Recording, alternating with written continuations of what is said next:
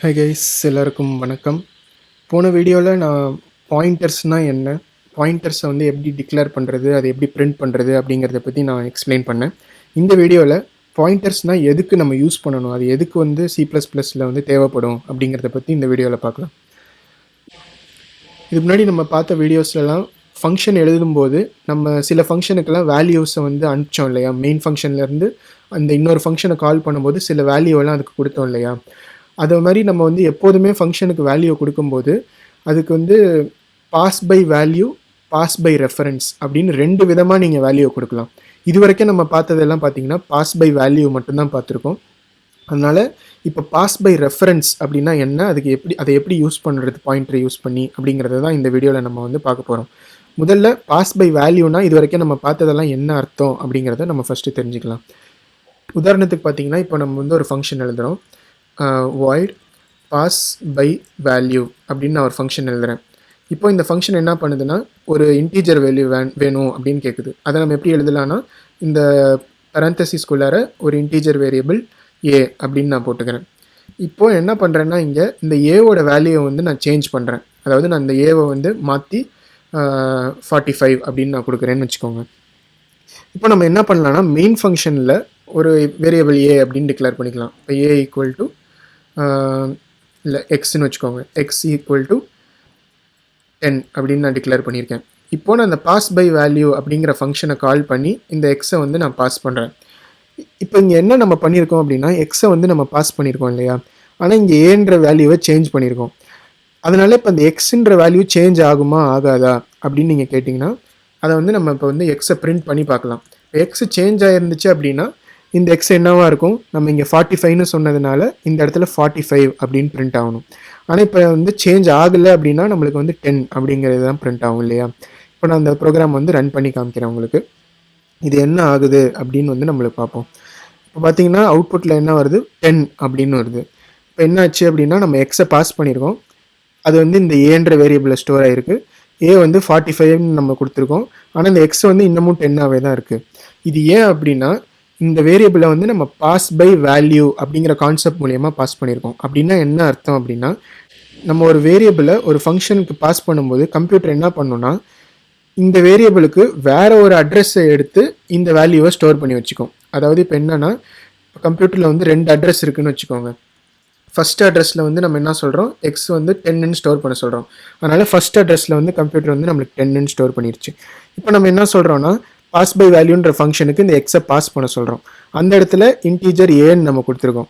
அதனால் என்ன பண்ணுதுன்னா கம்ப்யூட்டர் இப்போ இந்த ஃபஸ்ட் அட்ரஸ் வந்து எக்ஸுன்ற வேரியபிளுக்கு, ஆனால் இப்போ நம்ம வந்து ஏக்கு பாஸ் பண்ணியிருக்கனால அதுக்கு இன்னொரு அட்ரஸ், அதாவது இப்போ 2 அப்படிங்கிற ஒரு அட்ரஸ் எடுத்துக்குது. அங்கே வந்து இப்போ இந்த வேரியபிள் 10ன்னு வச்சுக்குது. அந்த அட்ரஸ் வந்து ஏவோட வேரியபிளோடது. அதனால் இப்போ என்ன ஆகுதுன்னா நம்மளுக்கு 2 அட்ரஸில் 2 வேல்யூ ஸ்டோர் ஆகிருக்கு. இதுதான் வந்து பாஸ் பை வேல்யூவோட கான்செப்ட். அதாவது நம்ம ஒரு வேல்யூவை பாஸ் பண்ணோம் அப்படின்னா கம்ப்யூட்டர் என்ன பண்ணணும்னா அதுக்கு இன்னொரு அட்ரஸை எடுத்துக்கிட்டு அந்த வேல்யூவில் அந்த அட்ரஸில் வந்து இந்த நம்ம கொடுத்துருக்க வேல்யூவை ஸ்டோர் பண்ணிக்கும். அதனால் இப்போ என்ன ஆகுது அப்படின்னா நம்ம ஏவை வந்து 45ன்னு சேஞ்ச் பண்ண சொல்லியிருக்கோம் இல்லையா. அதனால் என்ன ஆகுதுன்னா ஏவோட அட்ரஸில் போயிட்டு கம்ப்யூட்டர் என்ன பண்ணும், இந்த 10 வந்து 45 அப்படின்னு சேஞ்ச் பண்ணிடும். ஓகே, பண்ணிடுச்சு. இப்போ அடுத்து என்ன பண்ணுதுன்னா இந்த ஃபங்க்ஷனை முடிச்சுட்டு இங்கே வந்து நம்ம வந்து எக்ஸை பிரிண்ட் பண்ண சொல்லியிருக்கோம் இல்லையா. அதனால் என்ன ஆகுதுன்னா இப்போ எக்ஸோட அட்ரஸ் வந்து 1 தானே, 2 கிடையாது. அதனால் என்ன ஆகுதுன்னா நம்மளுக்கு ஏற்கனவே 10ன்னு தான் வேல்யூ இருந்துச்சு. அதனால் நம்ம பிரிண்ட் பண்ணும்போது 10 அப்படின்னு தான் வேல்யூ வந்திருக்கு. இதுதான் வந்து பாஸ் பை வேல்யூவோட கான்செப்ட். ஓகே, இப்போ நம்ம வந்து என்ன பண்ணணும்னு நினைக்கிறோன்னா இந்த எக்ஸை வந்து பாஸ் பண்ணணும் ஃபங்க்ஷனுக்கு, ஆனால் அது வந்து புது அட்ரஸில் ஸ்டோர் ஆகாமல் இந்த வேரியபிளோட அட்ரஸ்லேயே வந்து இந்த வேல்யூவெல்லாம் மாற்றணும் அப்படின்னு நினைக்கிறோம். அந்த இதை நம்ம பண்ணணும்னு நினச்சோம்னா அந்த கான்செப்டுக்கு பேர் தான் பாஸ் பை ரெஃபரன்ஸ். அதுக்கு வந்து நான் இப்போ ஒரு தனியாக ஒரு ஃபங்க்ஷன் எழுதி அதை எப்படி பண்ணுறது அப்படின்னு உங்களுக்கு காமிக்கிறேன். இந்த ஃபங்க்ஷனும் அதே மாதிரியே எதுவும் ரிட்டர்ன் பண்ண போகிறதில்ல. ஃபங்க்ஷனோட நேம் வந்து பாஸ் பை ரெஃபரன்ஸ் அப்படின்னு நான் கொடுத்துக்கிறேன். இப்போது இந்த ஃபங்க்ஷன் வந்து ஒரு வேல்யூ எடுக்கணும் இல்லையா. இந்த எக்ஸை வந்து நம்ம இங்கே பாஸ் பண்ணியிருக்கோம், அதே மாதிரியே இங்கேயும் ஒரு வேல்யூ வந்து நம்மளுக்கு வேணும். ஆனால் நம்ம இந்த வேல்யூவை என்ன எடுக்க போகிறோம்னா இந்த எக்ஸோட அட்ரஸ் எடுக்க போகிறோம். அதாவது இந்த வேரியபிளை நம்ம கொடுத்தோம் அப்படின்னா இந்த வேரியபிளோட அட்ரஸை வந்து இந்த ஃபங்க்ஷனுக்கு கொடுக்க போகிறோம்.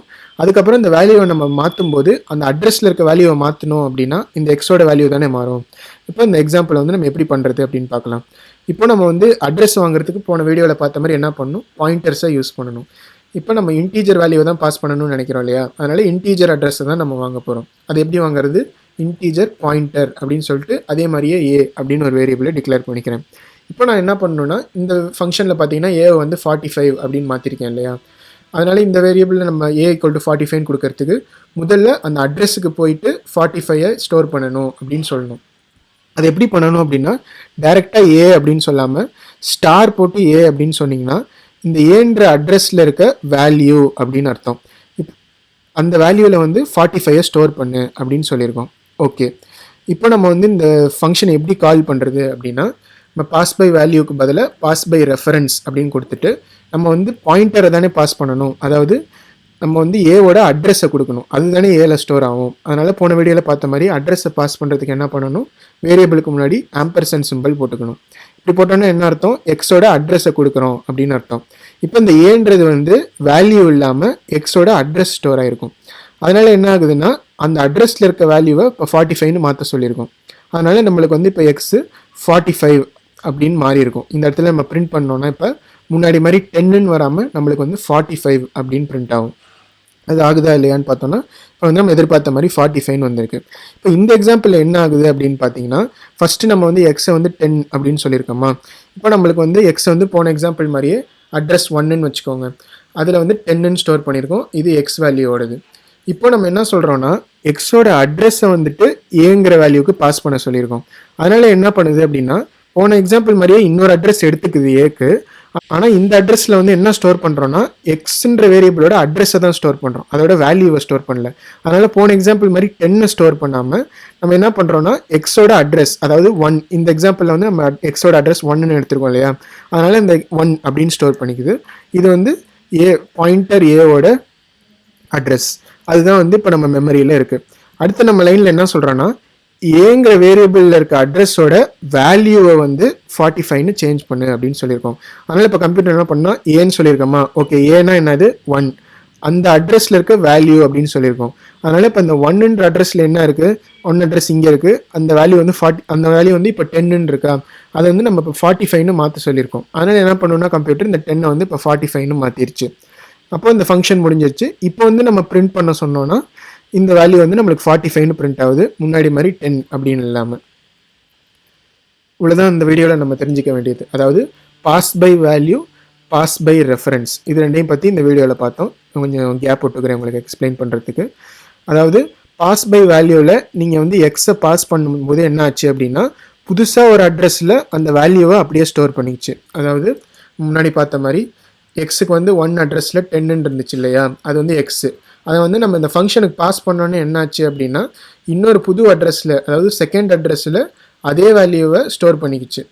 ஆனால் இது வந்து வேறு வேரியபிளுக்கு. அதனால் இப்போ நம்ம இந்த ஏ ஈக்குவல் டு 45ன்னு மாற்ற சொல்லும்போது இந்த ஏவோட வேல்யூ மட்டும்தான் நம்மளுக்கு மாறிச்சு. அதாவது இந்த 10 மட்டும் 45 அப்படின்னு மாறிடுச்சு. ஆனால் இப்போ நம்ம பாஸ் பை ரெஃபரன்ஸில் பண்ணும்போது என்ன சொல்லியிருக்கோன்னா அட்ரஸை தான் வந்து நம்ம வாங்கியிருக்கோம், வேல்யூவை டைரெக்டாக வாங்கலை. அதனால் என்ன ஆகுதுன்னா ஃபஸ்ட்டு எக்ஸுக்கு அதே மாதிரியே ஃபஸ்ட் அட்ரஸில் 10 அப்படின்னு ஸ்டோர் பண்ணிக்கிச்சு. அந்த அட்ரஸ் வந்து எக்ஸோட வேரியபிளுக்கு அப்படின்னு நோட் பண்ணிக்கிச்சு. அடுத்து வந்து நம்ம எக்ஸோட அட்ரஸை வந்து ஏக்கு பாஸ் பண்ணியிருக்கோம் இல்லையா. அதனால் செகண்ட் அட்ரஸில் போன எக்ஸாம்பிள் மாதிரி அந்த 10ங்கிற வேல்யூவை ஸ்டோர் பண்ணாமல் என்ன பண்ணுச்சு அப்படின்னா இந்த எக்ஸோட அட்ரஸை ஸ்டோர் பண்ணிக்கிச்சு. அதனால் 2ல் வந்து 1 ஆகிடுச்சு. இது வந்து பாயிண்டர் ஏவோட அட்ரஸ் இல்லையா, அதையும் கம்ப்யூட்டர் வந்து நோட் பண்ணிக்கும். ஓகே, அடுத்து நம்ம என்ன சொல்லியிருக்கோம், ஏன்ற வேரியபிளில் இருக்க அட்ரஸோட வேல்யூ 45ன்னு மாறணும் அப்படின்னு சொல்லியிருக்கோம். இப்போ ஏல வந்து என்ன அட்ரஸ் இருக்குது, 1 அப்படின்ற அட்ரஸ் இருக்குது, அதோட வேல்யூ என்னது அப்படின்னு பார்க்கும், அது வந்து 10. அதை வந்து நம்ம 45ன்னு மாற்ற சொல்லியிருக்கோம் இல்லையா. அதனால் இப்போ இந்த 10 வந்து 45ன்னு நம்மளுக்கு மாற்றிடுச்சு. அதனால் நம்ம பிரிண்ட் பண்ணும்போது நம்மளுக்கு எதிர்பார்த்த மாதிரி 45 அப்படின்னு வருது. இதுதான் வந்து நம்ம pass by value and pass by reference ஃபங்க்ஷனில் எப்படி வந்து ஒரு வேல்யூவை பாஸ் பண்ணுறது, எப்படி வந்து ஒரு அட்ரஸை பாஸ் பண்ணி அந்த வேல்யூவை சேஞ்ச் பண்ணுறது அப்படிங்கிறது நம்ம தெரிஞ்சிக்க வேண்டியது. இது ஏன் யூஸ் பண்ணுவோம், ஏன் வந்து நம்ம ரெஃபரன்ஸ் யூஸ் பண்ணுறது, இது ரொம்ப ஈஸியாக இருக்குது வேல்யூவை வச்சு பாஸ் பண்ணுறது அப்படின்னு பார்த்தீங்கன்னா, இப்போ நீங்கள் வந்து ஒரு பெரிய ப்ரோக்ராம் எழுதும்போது, அதாவது ஆயிரக்கணக்கான ஃபங்க்ஷன்ஸ் எழுதும்போது நீங்கள் வந்து எப்போதுமே வந்து பாஸ் பை வேல்யூவே யூஸ் பண்ணிக்கிட்டு இருந்தீங்க அப்படின்னா உங்களுக்கு எப்போதுமே புதுசாக வந்து வேரியபிள் க்ரியேட் ஆகிக்கிட்டே இருக்கும். அதுவும் இல்லாமல் நீங்கள் எங்கேருந்து கால் பண்ணுறீங்களோ அந்த வேல்யூவை வந்து உங்களால் மாற்ற முடியாது. அதாவது நம்ம முன்னாடி பார்த்த மாதிரி எக்ஸோட வேல்யூவை நம்ம வந்து இந்த ஃபங்க்ஷனுக்கு பாஸ் பண்ணோன்னா எக்ஸ் வேல்யூ மாறவே மாறாது. ஏன்னா இது வந்து ஒரு புது வேரியபிள் ஆகிடுச்சு, ஒரு புது அட்ரஸ் இருக்குது. நம்ம இந்த ஃபங்க்ஷனில் என்ன சேஞ்ச் பண்ணாலும் அந்த புது வேரியபிளில் தான் வந்து வேல்யூ சேஞ்ச் ஆகும். இந்த எக்ஸுங்கிற வேல்யூ சேஞ்சே ஆகாது. அதனால் அந்த இதை சால்வ் பண்ணுறதுக்கு தான் நம்மளுக்கு பாஸ் பை ரெஃபரன்ஸ் இருக்குது. அதை பண்ணுறதுக்கு தான் நம்மளுக்கு வந்து பாயிண்டர்ஸ் தேவைப்படும். இது வந்து நீங்கள் ஒரு பெரிய ப்ரோக்ராம் எழுதும்போதோ ஒரு பெரிய சாஃப்ட்வேர் எழுதும்போதோ பாயிண்டர்ஸ் வந்து ரொம்ப ரொம்ப ஒரு இம்பார்ட்டண்ட்டான ஒரு கான்செப்டாக வரும் உங்களுக்கு. அதனால் இதை வந்து நல்லா புரிஞ்சுக்கோங்க. நீங்களும் வந்து ஒரு சில எக்ஸாம்பிள்ஸ் எல்லாம் வந்து பண்ணி பாருங்கள். 2-3 ஃபங்க்ஷன் எழுதி பாருங்கள். பாஸ் பை வேல்யூவில் எழுதி பாருங்கள். பாஸ் பை ரெஃபரன்ஸ்லையும் எழுதி பாருங்கள். அந்த வேல்யூஸ் எல்லாம் உள்ளார சேஞ்ச் பண்ணி பாருங்கள். வேல்யூவை ரிட்டர்ன் பண்ணி பாருங்கள். இங்கே வந்து நான் வேல்யூவை டேரெக்டாக ஏ வந்து 45ன்னு கொடுத்துருக்கேன். இங்கே வந்து A = 45 மாற்ற சொல்லியிருக்கேன் இல்லையா? அந்த மாதிரி இல்லாமல் நீங்கள் வேல்யூ ரிட்டர்ன் பண்ணி பாருங்கள். வாய்டு இல்லாமல் ஏதாவது இன்டீஜர் வேல்யூ ரிட்டர்ன் பண்ண முடியுதா அப்படின்னு பாருங்கள். இந்த மாதிரி நிறைய எக்ஸாம்பிள்ஸ் பண்ணி பார்த்தீங்கன்னா உங்களுக்கும் வந்து கண்டிப்பாக இந்த பாயிண்டர் வந்து பாயிண்டருங்கிற கான்செப்ட் நல்லாவே புரியும். அதுவும் இல்லாமல் இந்த பாயிண்டர் வந்து எதுக்கு நம்ம யூஸ் பண்ணணும் அப்படிங்கிறது உங்களுக்கு தெளிவாகவே புரியும். ஏதாவது சந்தேகம் இருந்தால் எப்போதும் போல் கமெண்ட்டில் கேளுங்க, நான் உங்களுக்கு ஆன்சர் பண்ணுறேன். இந்த வீடியோ உங்களுக்கு பிடிச்சிருந்து யூஸ்ஃபுல்லாக இருந்தால் கண்டிப்பாக லைக் பண்ணுங்கள். சேனலுக்கும் சப்ஸ்கிரைப் பண்ணிக்கோங்க. இதே மாதிரியே ஒரு புது கான்செப்டோட நெக்ஸ்ட் வீடியோவில் உங்களை பார்க்குறேன். பை.